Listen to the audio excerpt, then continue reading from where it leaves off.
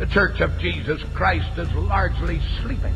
It's like a great bedroom, and you have all the Christians in bed, and they're all sleeping. And they're saying, please, don't wake me up. I want to sleep on. And of course, when God starts to operate a revival, people cannot sleep.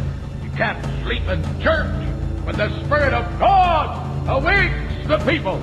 Look at the first verse of this 52nd chapter. Awake! Awake!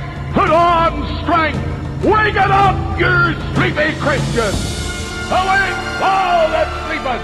Arise from the dead!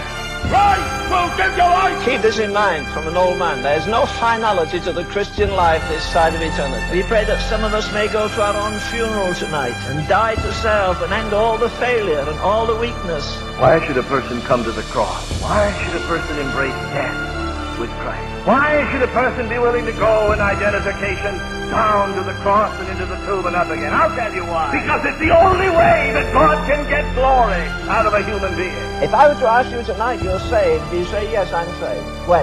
Oh, so-and-so preached, I got baptized, and are you saved? What are you saved from? Hell? Are you saved from bitterness? Are you saved from lust? Are you saved from cheating? Are you saved from lying? Are you saved from bad manners? Are you saved from rebelling against your parents? Come on, what are you saved from? Who shall ascend the hill of God? Who shall stand in his holy place?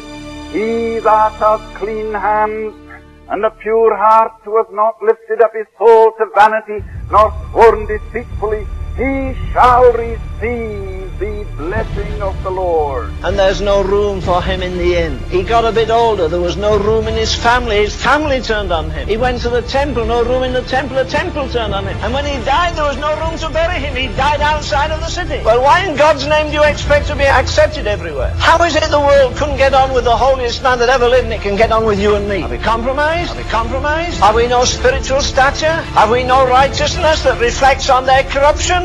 He that is from above is above all. I want to say to you, Christians, don't go around apologizing for him. Don't go around worried because you can't make his doctrines fit in with what you've learned in school. All you learned in school was one fallen head instructing another fallen head.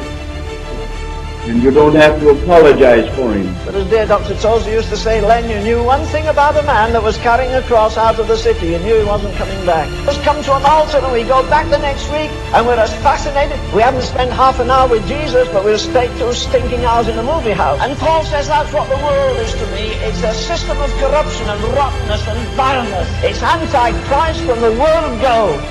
Is the world crucified to you tonight, or does it fascinate you?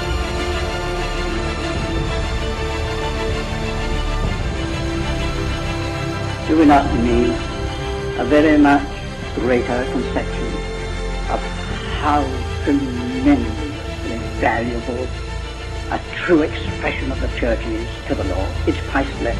But the Lord give us more of this anguish